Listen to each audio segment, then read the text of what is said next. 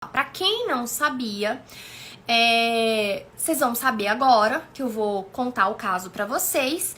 Para quem já sabia da história, o que fica aqui dessa história é o que a gente pode aprender com isso. Então, toda a questão, né, é a gente comentar o que nós podemos aprender com essa situação que aconteceu, tanto enquanto pais como enquanto profissionais. O que nós podemos aprender de uma situação horrorosa como essa, né, onde eu nem consigo pensar na dor aí dessas famílias. Então, vamos lá. O que aconteceu? Bom, em uma cidade lá do interior de São Paulo, cidade que se chama Duartina, então uma cidade que se chama Duartina, do interior de São Paulo, uma fonoaudióloga, olha só o currículo dessa pessoa. Ela é uma fonoaudióloga formada desde 2019, então uma pessoa que já tem aí anos, né, de formação, aí 13 anos de formação aproximadamente. Uma pessoa que tem mestrado e doutorado na USP. Então, uma pessoa que tem mestrado e doutorado na USP, mestrado e doutorado, pelo que consta na matéria e pelo que eu olhei no currículo dela, ela tem mestrado e doutorado em ciências com a mesma orientadora. A mesma orientadora a orientou, então, durante vários anos, essa orientadora, né? Então, uma orientadora lá da USP, do campus de Bauru, ela simplesmente, né, orientou essa aluna durante o seu mestrado, durante o seu doutorado, e essa pessoa, ela, além de ter uma clínica, essa fonoaudióloga, ela também era responsável pelo setor de fonoaudiologia da prefeitura de Cabralha Paulista, pelo menos é o que está no currículo Lattes dela. Então, ou seja, ela tinha também um cargo público numa prefeitura. Então, olha que coisa, né? Então, nós temos aí vídeos dela supostamente agredindo crianças e também colocando crianças trancadas em uma sala, que ela chamava de sala de luz. Quando essas crianças começavam a emitir algum comportamento agressivo, inadequado, qualquer coisa, ela colocava as crianças dentro dessa sala. E outro ponto que eu achei extremamente também interessante, e que não é a primeira vez que eu vejo isso, é que na foto que aparece em todas as mídias, né, que ela está, uma foto dela, ela está com um livro na mão. E o livro que ela está na mão é o livro que se chama Modificação de Comportamento, o que é e como fazer. Então, ela está com um livro de análise do comportamento na mão dela, nas fotos que foram divulgadas pela mídia. Então, eu tenho várias coisas que eu quero comentar aqui, que aí sim são os aprendizados. Então, eu contei pra vocês a notícia, né? A notícia é essa. Se vocês entrarem, colocarem no Google, fonoaudióloga, caso Duartina, São Paulo, vocês vão encontrar aí diversas reportagens, mas não vai fazer isso agora não, faz isso depois, tá? Então, vocês vão encontrar aí diversas reportagens. O Conselho de Fonoaudiologia também se pronunciou e disse que está acompanhando o caso para tomar as medidas cabíveis do ponto de vista do Conselho. E aí eu tenho algumas observações para se fazer sobre esse caso. Vamos lá. Primeira observação que eu queria fazer sobre esse caso com vocês, que é uma coisa que eu sempre falo, sempre falei, eu vou continuar falando, independente de se ter um caso trágico como esse ou não, eu vou continuar falando isso. Mestrado e doutorado não são critérios que definem um bom profissional. Nem do ponto de vista técnico, nem do ponto de vista do relacionamento. Então, não é porque um profissional, ele tem mestrado, ele tem doutorado, primeiro, que esse profissional, ele está preparado para a prática. Que ele foi um profissional que foi preparado para a prática na qual ele atua. Por quê? Porque programas de mestrado e programas de doutorado são geralmente acadêmicos para a preparação de pesquisadores e docentes. E muitas coisas que você faz numa pesquisa não é o que você vai fazer na sua prática dentro do seu consultório.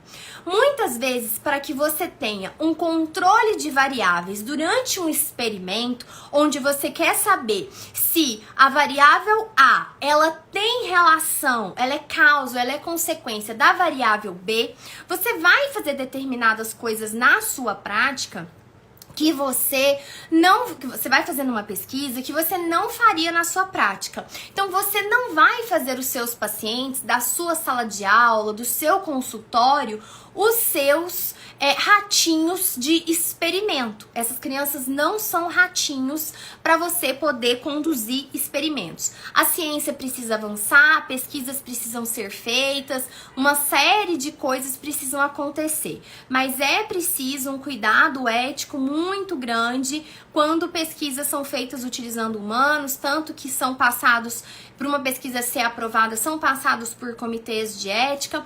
Mas, independente disso, mesmo que você seja a pessoa mais ética, determinadas coisas, muitas vezes para você testar algumas coisas, testar alguns efeitos numa pesquisa, não são coisas que você vai fazer na sua prática.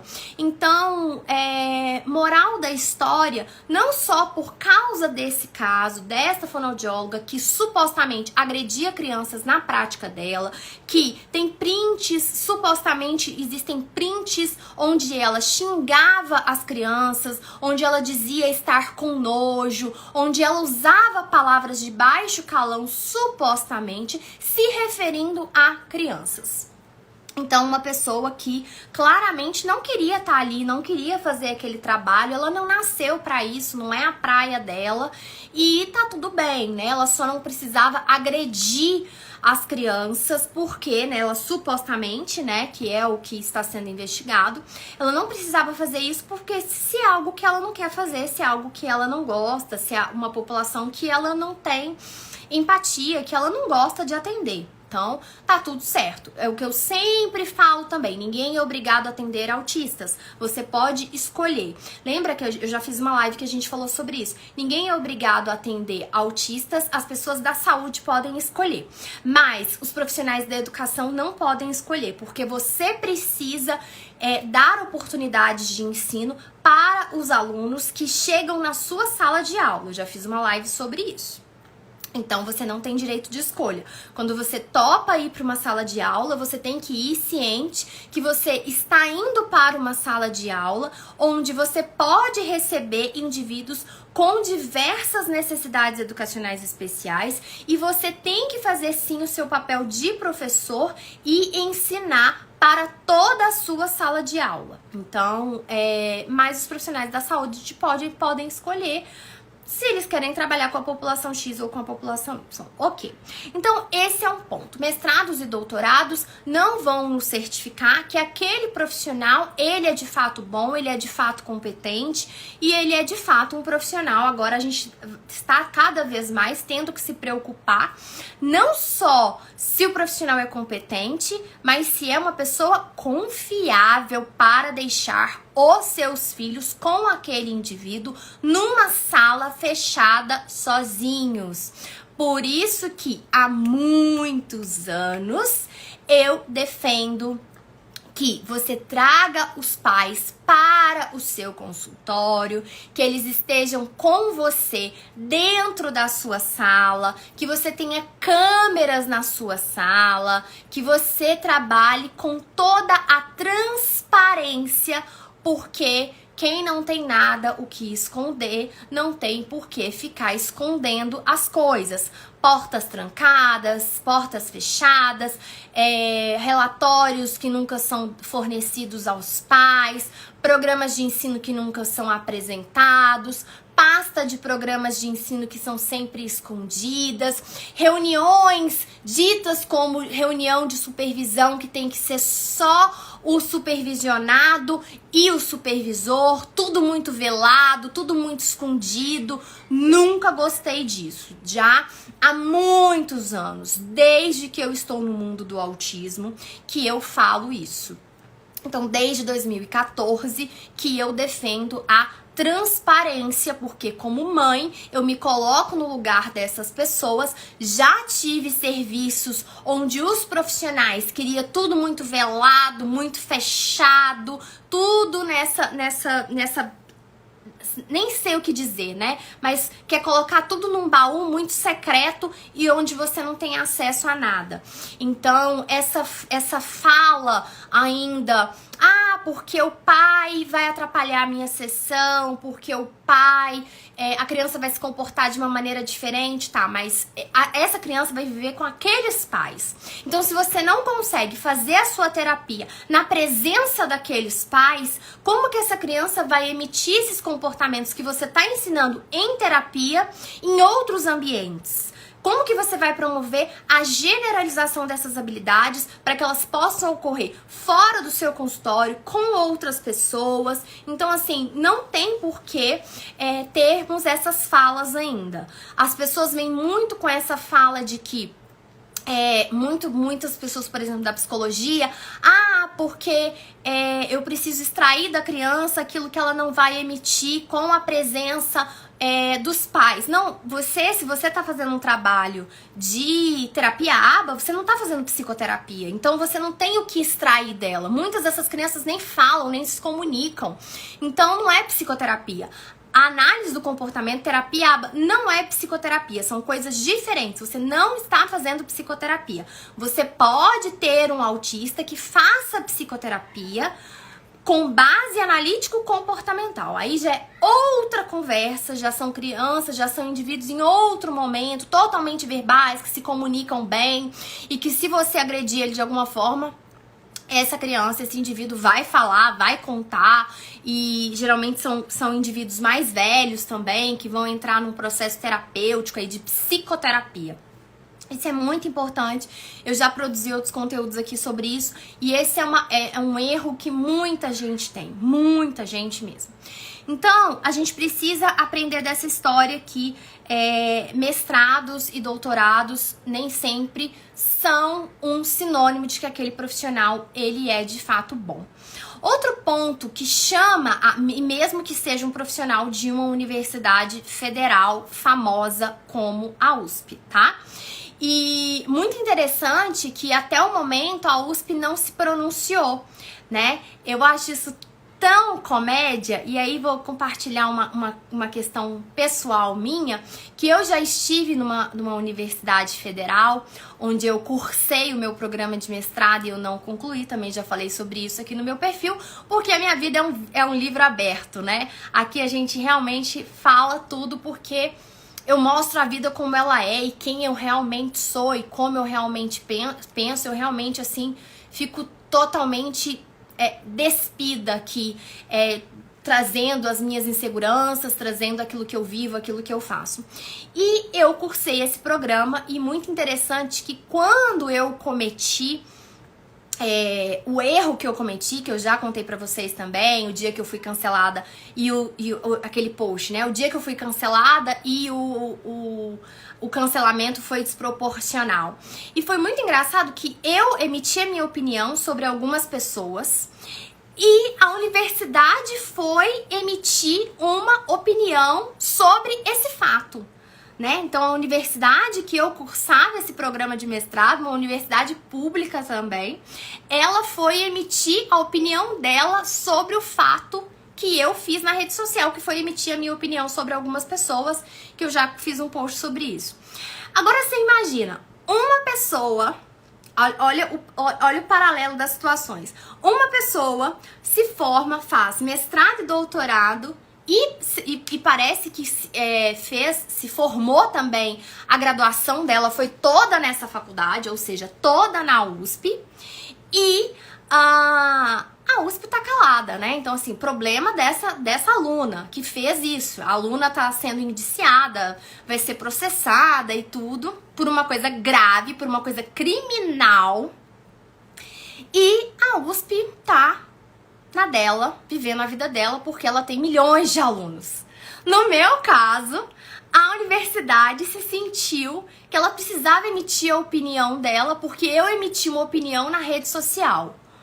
Sabe, né? Vocês já leram a situação, né? Pra quem sabe ler, um pingo é letra. Então, olha a desproporcionalidade das situações. No meu caso ainda, eu, depois que deixei o meu mestrado de lado, eu, inclusive, recebi algumas notificações da faculdade que existia um processo administrativo de expulsão da minha pessoa da faculdade. Isso depois que o meu curso que eu fiz já tinha jubilado, já venceu o prazo. E depois de vencido o prazo, eles queriam me expulsar da faculdade. Tipo, oi? E aí, uma pessoa é acusada de uma coisa tão séria, criminal, a faculdade calada, a orientadora dela calada, as pessoas que essa pessoa, né, que essa fonoaudióloga conviveu, todo mundo calado. Então, assim, né, o mundo, ele realmente é muito, chega a ser engraçado, né, se não fosse trágico.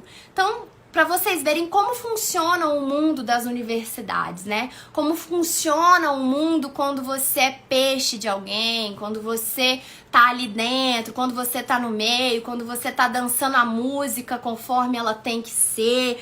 Agora, quando você é alguém que fala, quando você é alguém que se posiciona, quando você é alguém que fala, não, isso aqui eu não concordo, isso aqui eu não vou fazer, isso aqui eu não acho que tá certo, isso aqui vai contra os meus princípios éticos, eu não vou falar que você tá certo porque você é meu supervisor e porque você é isso e aquilo. Então, olha como são as situações no mundo, né? E olha o que chama a atenção, voltando agora, né? Fiz esse parênteses com a minha história pessoal, porque eu fiquei muito chocada quando eu li, quando eu vi a fonte de formação dessa menina e eu sabendo tudo que eu passei na minha realidade de mestrado que eu cursei, eu fico muito indignada com essas situações. E o que me chamou a atenção foi da coragem da pessoa que trabalhava com ela. Então, ela tinha uma estudante de psicologia que trabalhava com ela, que foi quem a denunciou, que foi quem achou um absurdo o que estava acontecendo e denunciou ela. Foi essa assistente, né? Ela é colocada na reportagem como acompanhante terapêutica e foi ela que fez os vídeos e foi ela quem fez a denúncia. Então, a coragem, né, de que quando está ocorrendo algo errado, algo que você não coaduna, porque ela poderia até mesmo, juridicamente, se isso fosse pego por outra pessoa, até ter sido colocada como cúmplice, né? Ela poderia ter sido denunciada como cúmplice se ela também não fizesse nada. Então, tomem cuidado os locais que vocês trabalham, com quem vocês trabalham, com quem vocês associam a imagem de vocês, porque aqui nós estamos falando de coisa grave, né? O que está surgindo cada vez mais na rede social, esses casos quando vêm a público, nós tivemos o caso lá do Amazonas no ano passado, se eu não me engano, nós tivemos outros casos. Aqui nós não estamos falando de Beth que não gosta de Maria. Logo, eu não vou me associar a essa fulana porque a minha amiga não gosta dela. Não, aqui nós estamos falando de coisa pesada, aqui nós estamos falando de supostamente crimes cometidos, né? Então, assim, coisas sérias. Então, cuidado nos locais onde vocês trabalham.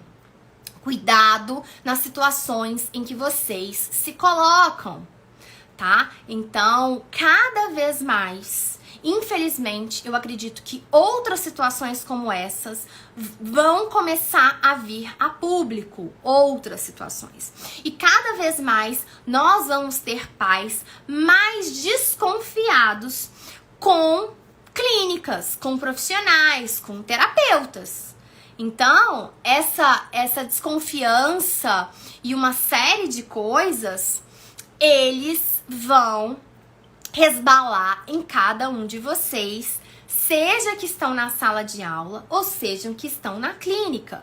Então, cada vez mais vocês vão precisar ser transparentes, cada vez mais vocês vão precisar de meios de vigilância, por exemplo, tecnológicos, para que vocês possam não se ver em situações de vulnerabilidade, onde você pode ser acusado, ser levantado alguma hipótese, alguma coisa do tipo.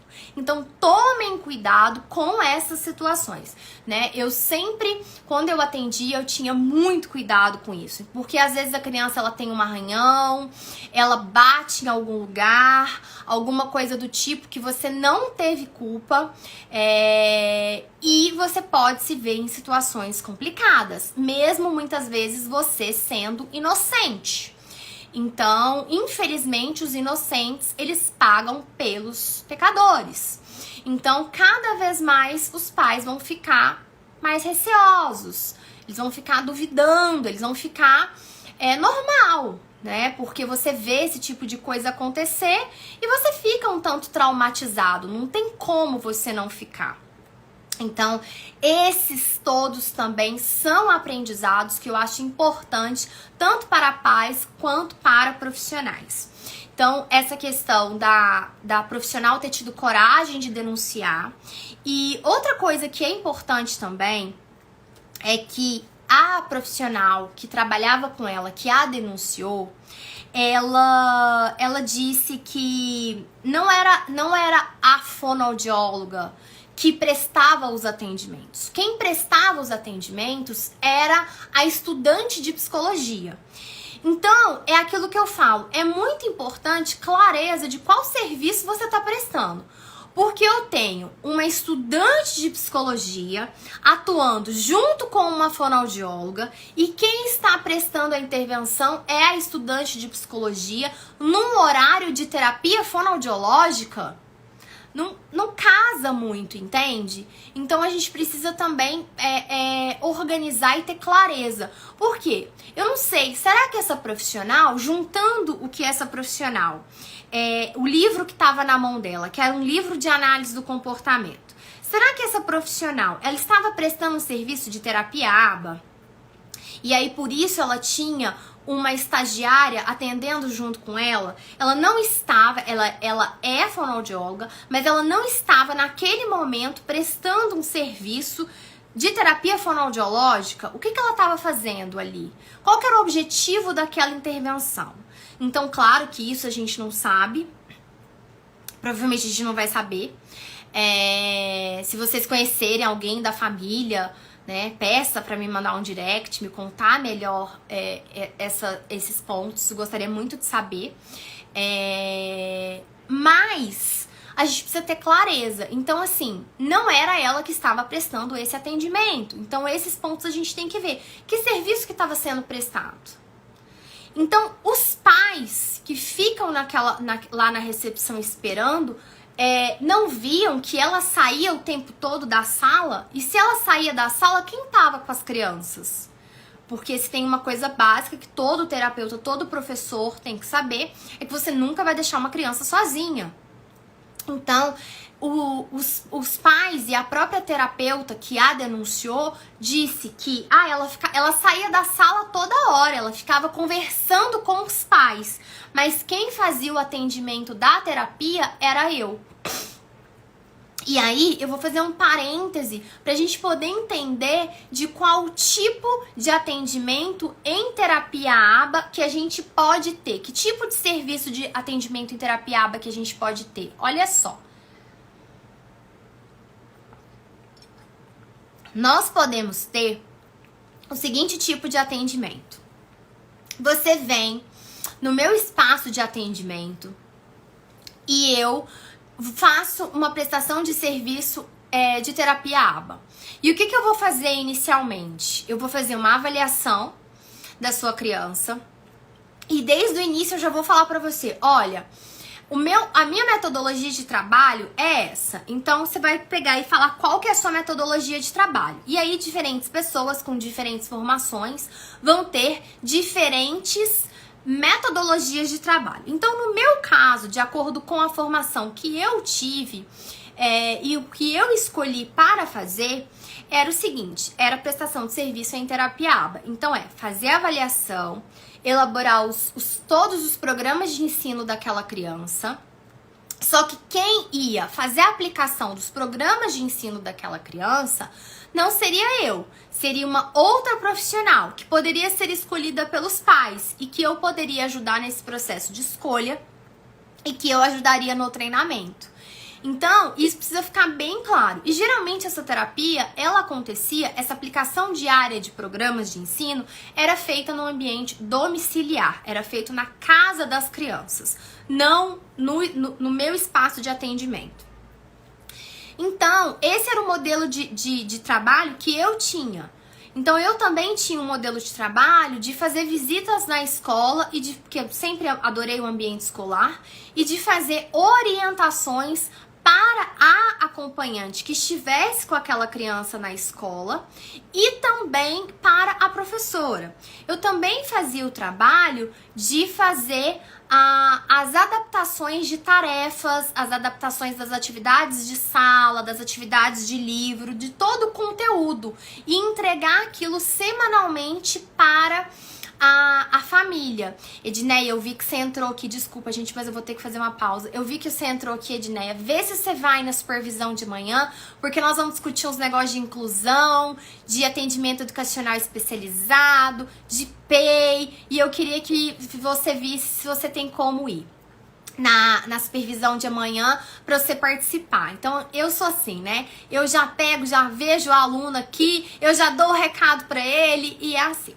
Bom, parênteses feito aí. E que bom que você viu, Edneia, meu recado aqui em público pra você.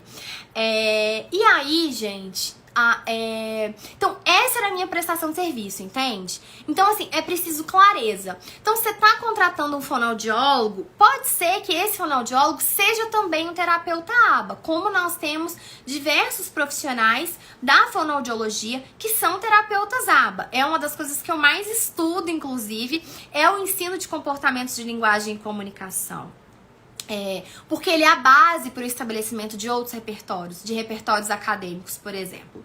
Então, você está contratando aquela profissional, ela vai fazer uma sessão de fono. Então, dessa profissional, desse caso que nós estamos falando, dessa pessoa que supostamente agrediu crianças autistas, essa profissional, eu não vi no currículo Lattes dela nenhuma formação em análise do comportamento.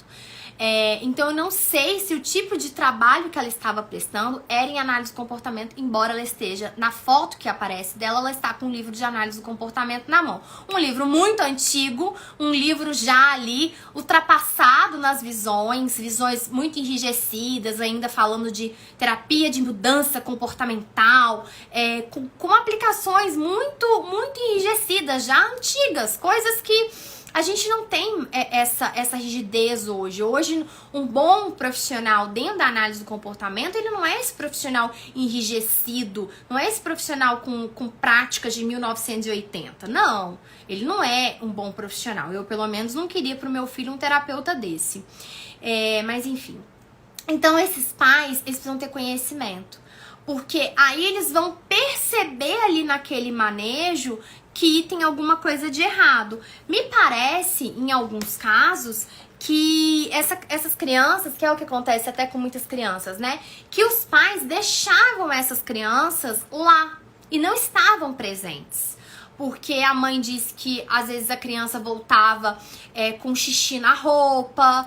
Então, assim, tem coisas bem pesadas, sabe? Eu não assisti os vídeos, tá, gente? Eu não tive estômago pra assistir os vídeos da reportagem. Pra mim foi demais, eu não quero ver.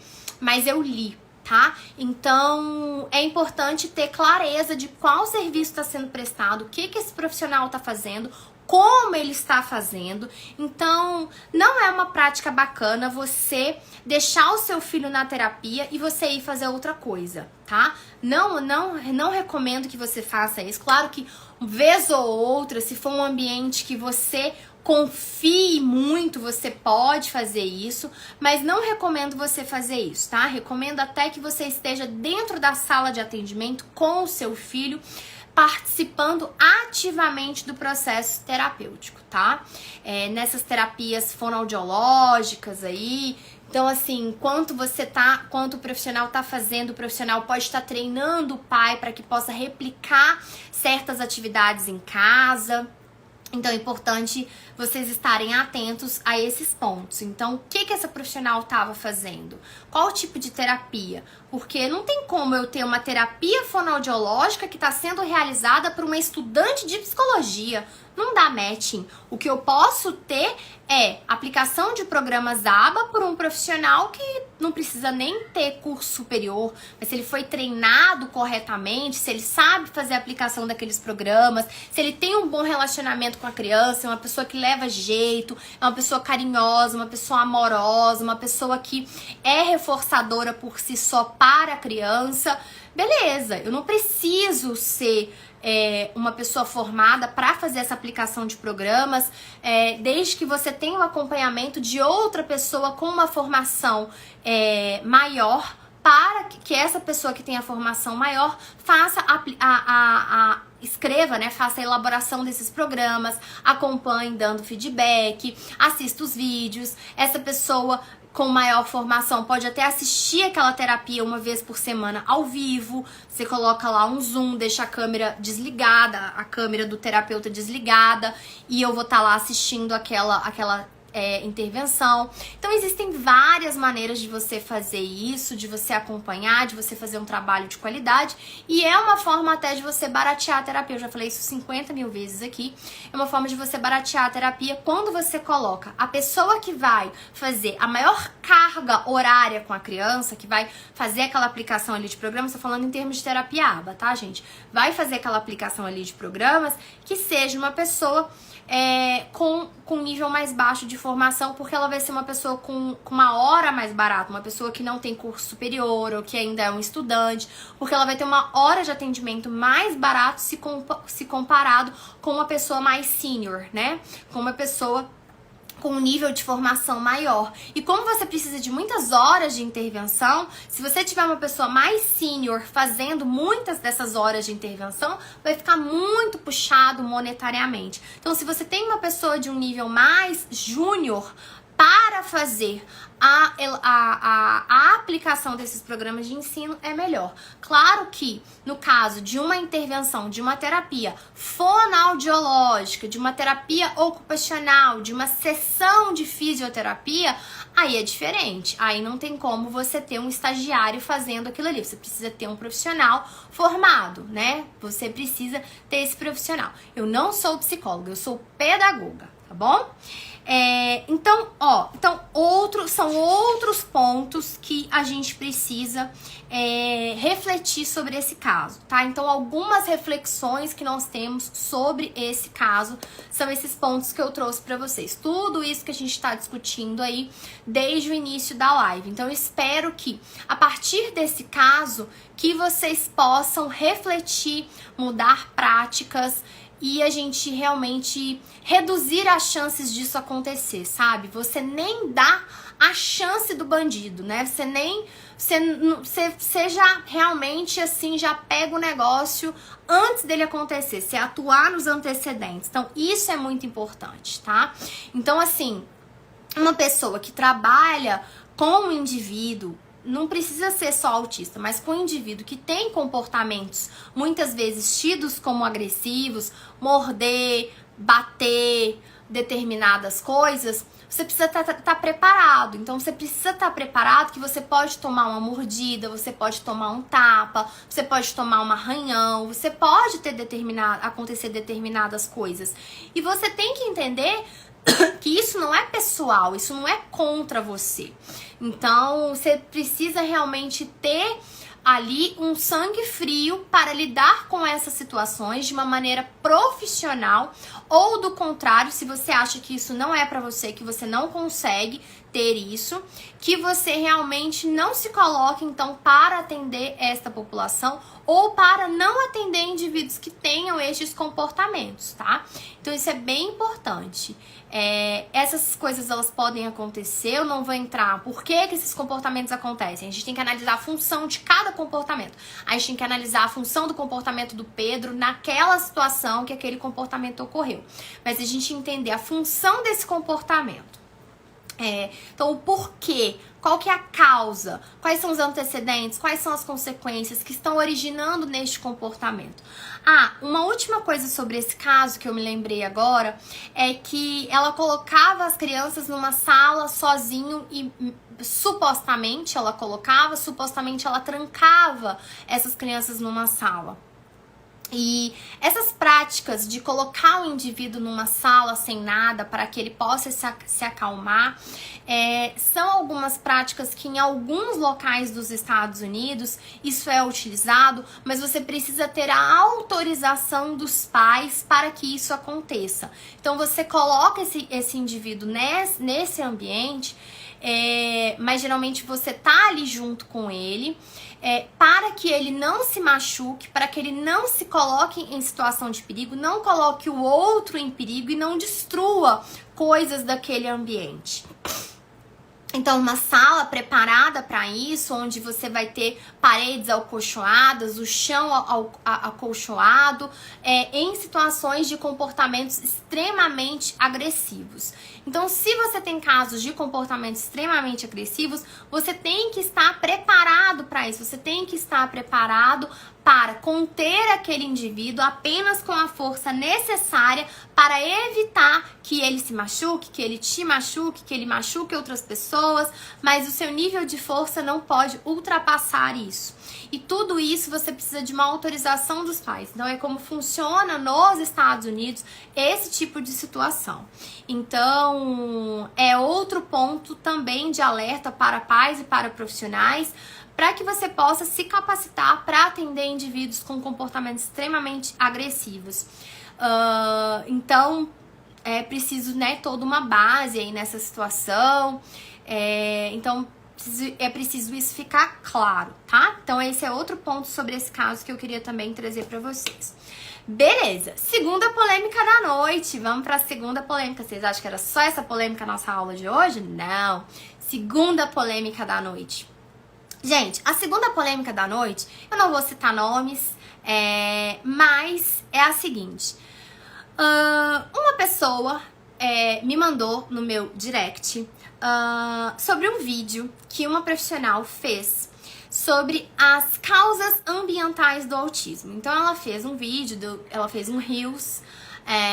A gente sabe que aqui dentro do Instagram, eu como boa marqueteira que sou, que inclusive tô lá na rede vizinha e vou produzir um monte de conteúdo lá pra rede vizinha. Bora lá pra rede vizinha fazer umas coisas engraçadas por lá. Como boa marqueteira que sou, sei eu muito bem que essa plataforma aqui que nós estamos nesse momento tem entregado muito organicamente, ou seja, sem que eu tenha que pagar, vídeos no formato de Reels. E esses vídeos no formato de Reels, eles podem ter até 90 segundos. Então, muitas vezes, se você quer passar uma mensagem completa, você tem que acelerar a sua fala, falar bem rapidinho, para que você consiga dar todo esse recado e esse recado encaixe nesse formato desse conteúdo que são os Reels. Então, essa profissional, ela tentou fazer isso, mas tem alguns assuntos, eu imagino, porque ela fez um Reels e a gente sabe que os Reels são entregados organicamente por essa plataforma. E aí ela tentou fazer um vídeo aí que é uma produção de conteúdo, onde dentro dessa produção de conteúdo ela fez um vídeo sobre os fatores ambientais do autismo. Então nós sabemos aí que o autismo, ele é genético, os indivíduos eles nascem autistas. Mas existem muitos estudos, muitas pesquisas aí que trazem correlações de fatores ambientais Então trazem aí possíveis associações de fatores ambientais. Mas primeiro eu vou fazer um disclaimer, vou fazer uma observação. Eu nem conheço essa profissional que fez esse vídeo, eu nunca nem tinha visto essa profissional, porque é humanamente impossível você conhecer todo mundo, e geralmente quem eu conheço é quem troca ideia comigo no Instagram, é quem já é aluno, quem me manda direct, que eu respondo direct de todo mundo aí. Quem já é aluno e troca ideia comigo via direct, troca ideia comigo nos nossos encontros no Zoom de prática supervisionada. Então, assim, eu nem conheço essa pessoa, eu não tenho nada contra ela. Tô fazendo um vídeo de react aqui, né? Eu tô fazendo uma reação aqui diante da fala dela, e que é uma fala que incomodou muitas mães, porque ela trouxe ali dados de algumas pesquisas. Sempre quando eu trago um tema polêmico, eu tomo muito cuidado. Eu acho que os anos de rede social foram me trazendo essa maldade de, em alguns momentos, quando eu trago alguma coisa polêmica, eu falo, olha, na minha opinião, é assim, assim, assado. Quando eu falo que é frutos de pesquisa, eu geralmente cito ou todas as pesquisas ou algumas delas. Então eu tento fazer isso na grande maioria das vezes. Que pena, Kátia. Lamento muito por você. Então, assim, eu tento trazer essas pesquisas na grande maioria das vezes. Então, quando você tem algo que é polêmico, algo que é contraditório, traga a referência bibliográfica. E, assim, não é tudo que eu falo que eu tenho referência bibliográfica. Tem coisas que eu sei que tem na referência bibliográfica, mas eu não vou lá parar pra ficar olhando lá qual referência que é e eu escrever aquilo ali.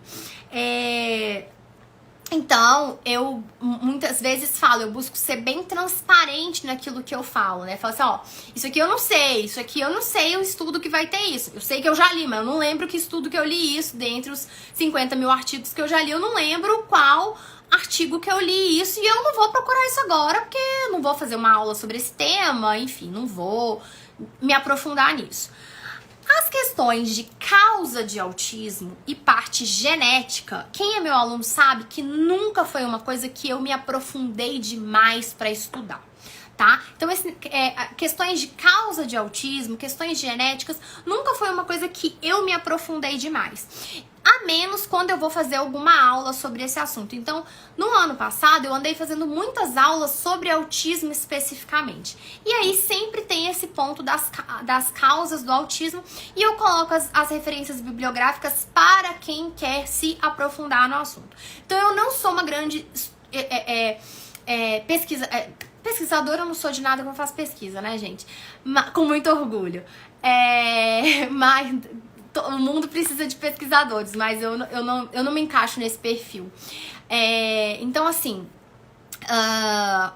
eu não sou uma grande interessada nesse assunto, alguém que se aprofundou e passou tantas horas estudando sobre esse assunto, como eu já passei estudando outros temas, sobre análise de comportamento especificamente, sobre a teoria de comportamento verbal, sobre como eu posso melhorar a forma como eu dou uma instrução para que o entendimento daquela criança diante daquele conteúdo possa ser melhor. Então essas são coisas que fazem parte das minhas zonas de domínio, coisas que eu gosto de estudar.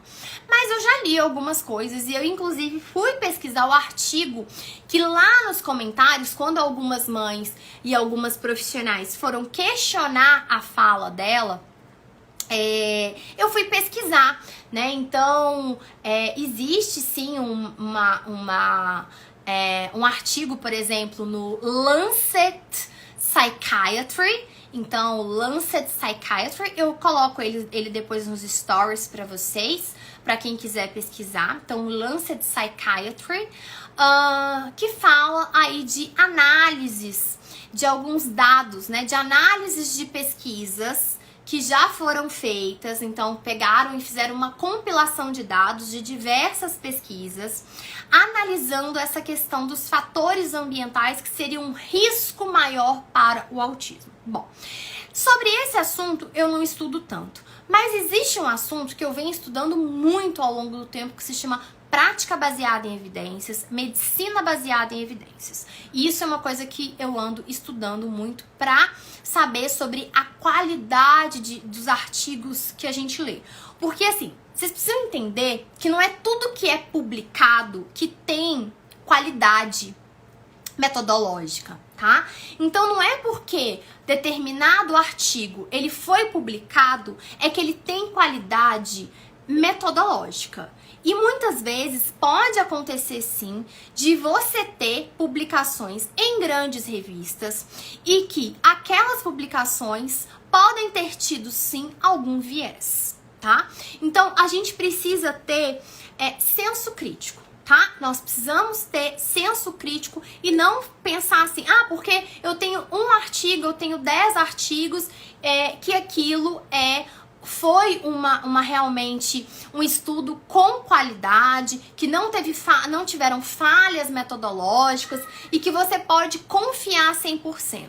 Você também não pode confiar 100% no resumo do artigo, sabe? O que muita gente lê só o resumo. Você não pode confiar. Muitas vezes, quando você quer fazer afirmações de coisas mais polêmicas, você quer ir a fundo para estudar certas coisas, você precisa ir lá e estudar os dados, ver as tabelas de dados, ver qual foi a base daquilo. Para isso, em muitos estudos, você vai ter que entender um pouco de estatística.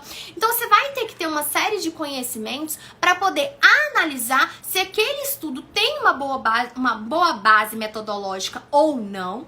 E você também precisa entender se o que de fato está no resumo coaduna com o que está nos dados, nas tabelas, nos dados estatísticos. Então, você precisa ter essa maldade, essa malícia na leitura de artigos científicos. Por isso, não é à toa que, desde 2020, eu tenho estudado sobre medicina baseada em evidências, práticas baseadas em evidências. Já fiz 2 treinamentos sobre esse tema. Então é importante a gente ter uma malícia. E tenho estudado com pessoas que são de fora da análise do comportamento, que são pessoas focadas em saber sobre evidências. Não tem nada a ver com análise do comportamento, nem sabe que análise do comportamento existe. Então eu acho isso muito importante pra gente ter uma malícia de interpretação das coisas e a gente realmente não achar que porque existe um artigo, existem 10 artigos e que isso é verdade absoluta.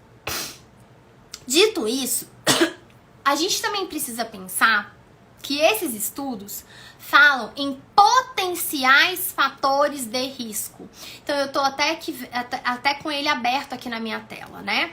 Então, eles fizeram uma revisão sistemática, uma revisão em formato... um formato guarda-chuva, umbrella, tava tentando lembrar a tradução. E aí eles fizeram aí uma meta-análise, pegaram diversas bases científicas, PubMed, Embase, Cochrane, database a Cochrane é o principal sistema de revisões sistemáticas, e encontraram 46 artigos que foram elegíveis dentro dos critérios que eles colocaram, e colocaram 67 fatores ambientais de riscos, né? Eles analisaram aí 544.212 casos, onde eles analisaram 81.708 indivíduos, 81.708 indivíduos. Eu não entendi muito bem aqui esse outro número que eles colocaram aqui, não. Mas enfim, tá vendo? Por isso que a gente tem que pegar e ler o negócio. Eu não parei pra ler o artigo todo e fazer essa análise de dados, porque isso me tomaria um tempo enorme. Eu não vou fazer isso num assunto que eu não tenho tanto interesse assim.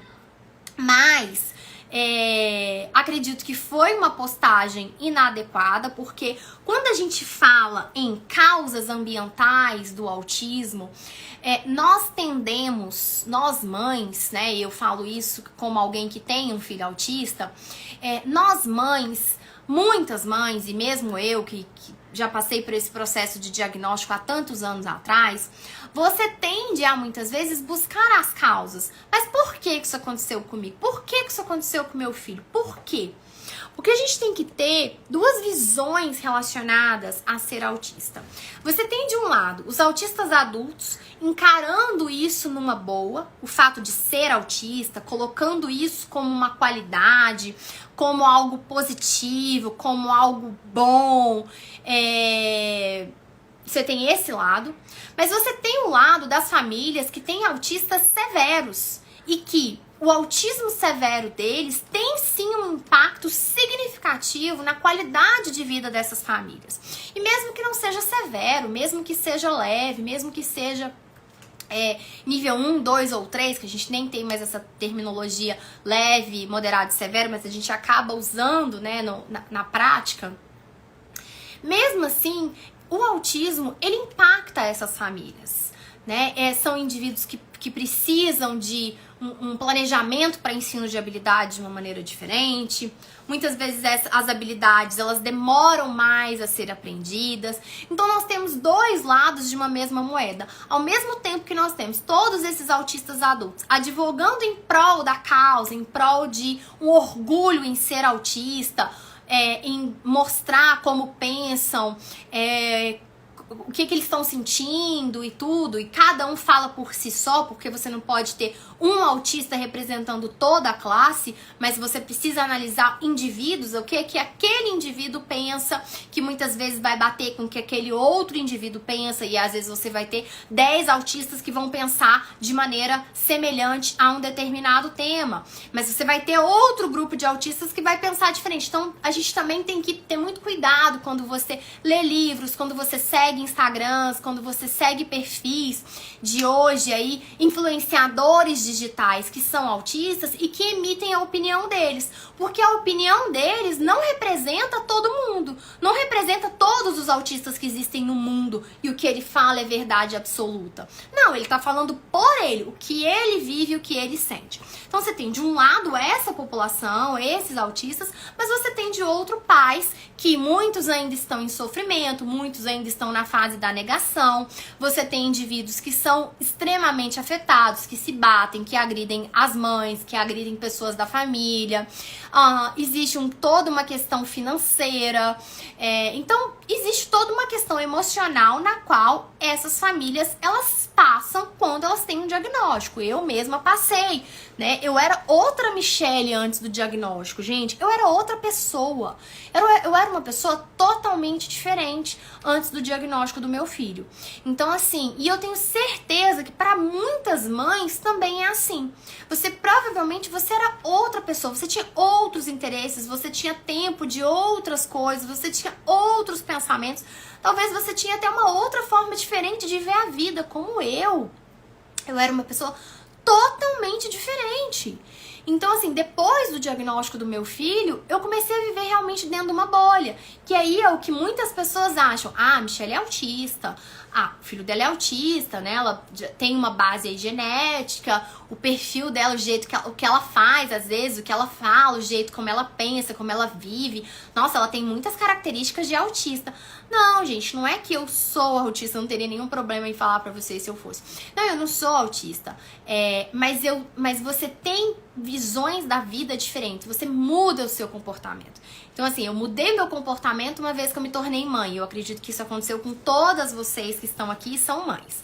A gente muda, né? A gente muda o nosso jeito de ser, a gente muda os nossos pensamentos, nós temos uma mudança de comportamento uma vez que nós nos tornamos mães. Quando você tem um diagnóstico do seu filho, você também tem uma mudança de comportamento. Muitas pessoas têm uma mudança de comportamento, de visão da vida muito grande. Então, quando você fala de fatores ambientais que causam autismo, e aí ela colocou no vídeo dela, que são alguns pontos que são trazidos nesse artigo aqui que eu falei pra vocês, que eu vou colocar ele nos comentários, eu vou colocar ele na legenda dessa, quando eu for subir essa live, e eu vou colocar no stories também. Sobrepeso da mãe como um fator de risco. Agora, gente, sobrepeso da mãe vai ser fator de risco para um monte de coisa. Para diabetes gestacional, para pré-eclâmpsia, para um monte de coisa. Isso é igual ler bula de remédio. Se você ler uma bula de um remédio, você não vai tomar aquele remédio, porque vai falar tanta coisa que você tem que pode te dar, que você não vai nem tomar o remédio, você vai entrar em estado de choque. Então, assim, desencana dessas coisas. Começa a pensar no que você pode fazer para resolver os problemas e as dificuldades que você tem. E assim, com perdão da palavra, foda-se quem tá falando e quem tá trazendo esses conteúdos dessa forma, a meu ver, de certa forma, talvez buscando viralizar, talvez buscando ganhar seguidor, ganhar visualização. Então, assim, a gente tem que ter muito cuidado da forma como a gente coloca alguns conteúdos, porque às vezes você faz isso sem ter uma intenção ruim, sabe? Eu até acredito honestamente que ela não teve uma intenção ruim, ela teve uma intenção boa. Só que são coisas que são polêmicas, são coisas que muitas vezes também não está estabelecido.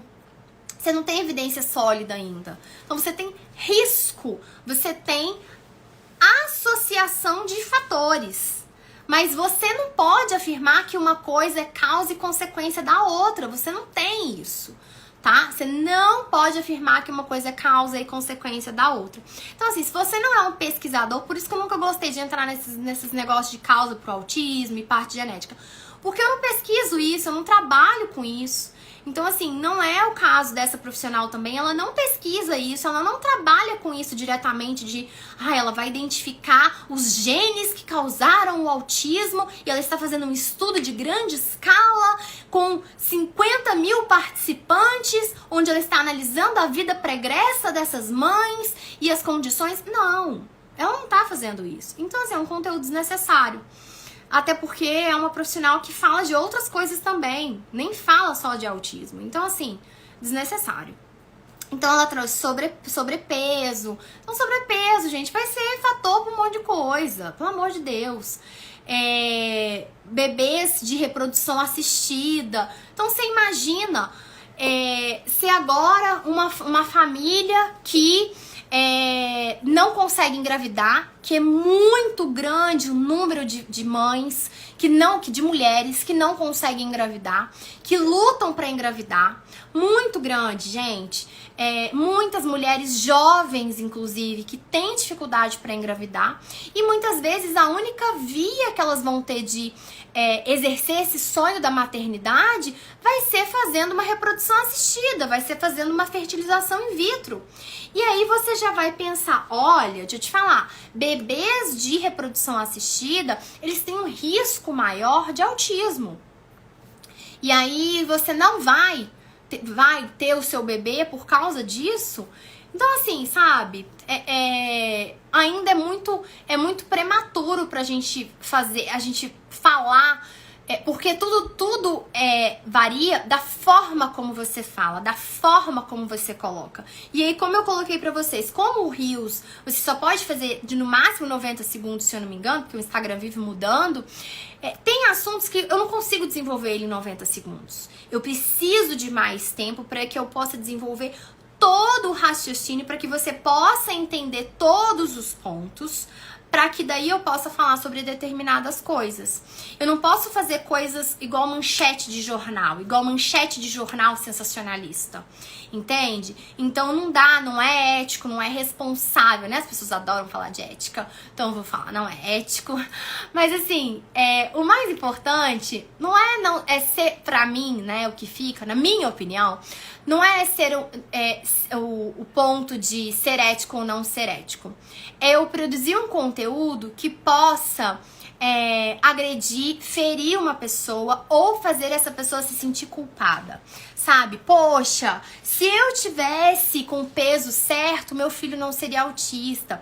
Poxa, se eu não tivesse tomado aquele antibiótico lá quando eu tive aquela infecção lá em certo ponto da minha gestação, meu filho não teria desenvolvido autismo, né? Que aí você tem essa ideia, né? Teria desenvolvido autismo, desenvolveu no útero, né? Então, você ganhou muito peso na sua gestação, e aí se eu tivesse me cuidado mais, se eu não tivesse ficado sedentária na minha gestação, se eu não tivesse feito uma dieta rica em açúcar, esses foram pontos que ela trouxe dentro do post dela, que são fatores de risco, né, que podem ter uma associação com o autismo. Você vê, olha que loucura. Os estudos trazem, né, que esses estudos aí, que foi o que ela citou, porque dentro desse estudo são citados vários estudos, que a partir de 35 anos a mulher já tem um risco maior de ter um filho autista, de fazer essa associação, né? Segundo aqui, você pode ter uma possível... Gente, 35 anos. Gente, não é todo mundo que teve filho tão novo como eu, tão jovem como eu. Hoje em dia as mulheres estão começando a ter filho com 34, com 35, com 36 anos. Né? Muita gente vai ter filho depois dos 30 anos. Eu tenho 34 anos e eu já tive 2 filhos, já passei por 3 gestações, tive um aborto. Então, assim, não é todo mundo que vai ser como eu, que Dioguinho tá com 10 anos.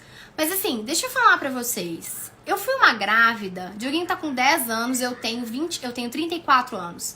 Fiquei grávida do Dioguinho com 23 anos de idade. 23 anos de idade. Super no peso, tá? Super no peso, malhava, ia pra academia. Às vezes malhava até 2 vezes no dia. Poxa, obrigada, fico feliz. Às vezes malhava até 2 vezes por dia, então fui uma grávida super saudável, engordei 13 quilos na minha gestação do Dioguinho, fiz atividade física. Um dia antes dele nascer, eu tava na academia fazendo agachamento, fazia hidroginástica, nadava, malhava, fazia grupo de gestante na academia, uma vida assim, totalmente que hoje eu não piso na academia, eu malho, mas eu malho dentro de casa, porque eu odeio academia. Então, assim, eu tinha uma vida totalmente diferente, gente. Super sociável, grupo de gestante, gente. Eu fazia grupo de gestante. Olha que loucura. Eu, grupo de gestante, na hidroginástica, conversando com as outras grávidas. Que dia que vocês vão ver Michelle fazendo isso hoje? Michelle passa 10 dias sem sair de casa, se deixar, né? Então, assim, olha que loucura. Eu tô falando pra vocês, eu era outra pessoa. Nadava, hidroginástica, grupo gestante, 13 quilos. Engordei 13 quilos. Então, assim, e meu filho é autista. Então, sabe, desencana. Pois é o caso da Adriana. Tive meu filho com 26 anos, era magrinha, trabalhava, e meu filho veio autista, exatamente. Por isso você não pode falar o que você não sabe. Sim, porque você se culpa, né? Eu me culpo. Eu até fiz um post esses dias que eu me culpo de por que eu não vi antes. Por que eu não vi antes que meu filho era autista? Por que eu não vi antes que meu filho tinha muitos atrasos? Por que eu não vi antes? Eu era mãe em tempo integral, gente. Eu era mãe em tempo integral. Eu parei de trabalhar. Eu era aquela mãe louca da rotina, que ninguém podia pegar meu filho, que ninguém podia fazer a papinha dele. Tudo era eu que fazia. Vocês não têm ideia como eu era. Então, assim, e como que eu não vi isso? Então a gente se culpa. Né? Então, da mesma forma, as mães, né? Você pode se culpar de que se você passou por alguma situação dessa, se você estava com sobrepeso, se você ganhou mais peso, se você teve que tomar alguma medicação. Então, assim, hoje eu faço uso de antidepressivo, né? Então, se eu tivesse uma gestação hoje, como que ficaria? Provavelmente eu não ia poder parar de tomar meu antidepressivo, porque iam se pesar os prós e os contras de eu estar com essa medicação e sem essa medicação. E eu nem poderia fazer a retirada amanhã do antidepressivo, porque eu tomo ele há muitos anos. Eu ia passar muito mal se eu tirasse, por exemplo, essa medicação. Então, assim, a gente precisa dosar essas coisas que são possíveis associações, não é causa e consequência. Podem existir correlações destes fatores com questões genéticas. A gente não sabe ainda quantos por cento é genético e quantos por cento é ambiental. Quantos por cento? Muito se estuda, por exemplo, quantos por cento a genética é importante no nosso ganho de peso. Então, por exemplo, a minha mãe e a minha avó, eu sou de uma família, por parte de mãe, de pessoas mais gordinhas. Então, minha mãe, minha avó são fortes, eu tenho uma tendência a ganho de peso. A minha mãe, ela infartou. Minha mãe infartou nova. Então, eu entendo que eu preciso cuidar da minha saúde. Mas, porque a minha mãe infartou, isso quer dizer que eu vou infartar? Não.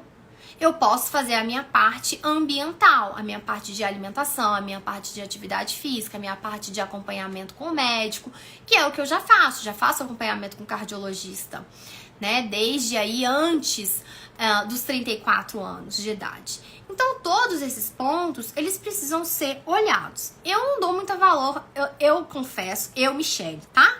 Michelle. Eu não dou muito valor de fazer essa investigação genética, não, tá? Eu nunca fiz. Eu sempre me dediquei a outras coisas. Eu sempre foquei a minha energia em outras coisas. Nunca fiz estudo genético, porque pra mim, existem outras coisas mais importantes e eu acho que ainda a ciência, ela tá muito ainda engatinhando nesse sentido, tá? Então, Michelle, é a minha opinião. Michelle, acho que essas pesquisas ainda estão, acho que qualquer interpretação, ela pode ser muito superestimada ou subestimada. Então, acho que a gente ainda precisa de um tempo maior para que você tenha dados mais seguros. A gente tem que tomar cuidado com quem que está publicando essas pesquisas, se não existe algum viés monetário, financeiro, egóico. Temos que tomar cuidado com esses pontos também. Então, é ter senso crítico. Senso crítico, sabe? Senso crítico, acho que é tudo. Não se sintam culpadas. Saibam que se preocupem em resolver o que você tem agora. O que você pode fazer agora? Você descobriu que o seu filho é autista. E aí? O que você, como mãe, pode fazer por ele agora? E se eu pudesse te dar um conselho que eu teria me dado lá atrás, no meu dia 1 de diagnóstico, e foi o que eu fiz, mas ninguém me deu esse conselho, foi o seguinte: tenha conhecimento. O conhecimento, ele ninguém te tira. Quando você tem conhecimento, você sabe o que está sendo feito com seu filho, você estuda, você sabe, você tem acesso a conhecimento, cuidado com as fontes que você bebe de conhecimento. Mas quando você tem conhecimento, você vai adquirindo aí uma certa malícia. Não acha que tudo que o médico fala é verdade. Nunca confie numa só palavra, numa só opinião. Sempre busque profissionais que sejam extremamente abertos, que sejam claros. Então, que seja um livro aberto. Então, esses são pontos bem importantes. Não se culpe, pense no que você pode fazer agora. Eu nunca fico perdendo muito meu tempo olhando pra trás. Mas e se um monte de coisa? E se você não sabe, porque não tem como voltar no tempo? Viva o agora, daqui pra frente, o que você pode fazer daqui pra frente. E saiba que você ter conhecimento vai te fazer você vai te fazer você escolher bons profissionais, vai te fazer você ter malícia. Tenha malícia com o que eu tô falando aqui pra você, vai buscar outras fontes. Por isso que eu acredito que aqui na rede social não dá, quando você tem um nível de como eu sou, de transparência, não dá pra fingir algo que você não é. Porque eu sou isso aqui. Eu falo o que eu penso, eu não quero agredir ninguém, eu não quero ferir ninguém, prejudicar ninguém, mas eu vou dar a minha opinião daquilo que eu penso, eu vou ter um senso crítico apurado, então eu vou buscar ler sobre aquilo, estudar sobre aquilo, e a minha vida é toda dedicada a isso. Por isso que as pessoas acham que eu sou autista, né? Porque eu fico aqui em casa com os meus livros, estudando aqui na minha bate-caverna. Mas não, é por uma questão de prioridades do que eu tenho na minha vida. Não só pessoalmente por causa do meu filho, mas profissionalmente por causa da minha empresa. Então, são conselhos que eu daria pra vocês. Tá bom? Então essas são as duas polêmicas do dia. Eu tenho outras polêmicas que eu estou aí estudando, lendo sobre a questão da educação especial, do atendimento educacional especializado, dos objetivos de ensino, porque eu tô gravando aulas novas pro curso do Guia Pay. Mas eu não vou entrar nessa polêmica aqui hoje, porque eu preciso guardar a minha voz para amanhã, para conversar com os alunos da prática supervisionada, que amanhã a gente tem prática supervisionada a partir das 9. E já foram muitas polêmicas pelo dia, tá bom? Gente, para aquelas mães que ficaram com o coração dolorido, não fiquem. Sintam-se abraçadas. Obrigada, Grace. Você é uma querida aí. Demais. Você é um achado aí da rede social, que eu tenho prazer aí de ter essa relação profissional e de certa forma pessoal com você. Então, gente, sintam-se abraçadas, não se culpem. Sigam daqui pra frente. Daqui pra frente. Pense daqui pra frente. Se cuidem também, não só as mães, mas os profissionais. Se cuidem, cuidem de vocês, façam atividade física, bebam água. Se cuidem, porque não tem como você cuidar dos outros se você não se cuidar primeiro. Então se cuidem. Eu fiquei muito tempo sem me cuidar. Isso me trouxe prejuízos de saúde seríssimos. Eu quase perdi os meus movimentos numa hérnia bem grave que eu tenho. Então se cuidem, tá? Fiquem perto de pessoas do bem, de pessoas que transmitam uma energia boa pra vocês, de pessoas que te façam bem. Não sigam pessoas que não te fazem bem, porque aquela energia, sabe, traz. Quando eu tirei pessoas que não faziam bem pra mim, da minha vida, eu consegui perder peso. Então já tem 1 ano que eu tô fazendo atividade física. Eu perdi aí praticamente mais de 20 quilos. Tô batalhando pela minha saúde, mas tendo que fazer sessões de fisioterapia toda semana, tendo que fazer uma série de cuidados. Então pensem nisso, cuidem de vocês também, porque se vocês não cuidarem de vocês, vocês não vão conseguir cuidar bem das crianças, seja enquanto terapeuta, seja enquanto professor, ou seja enquanto mãe, tá bom?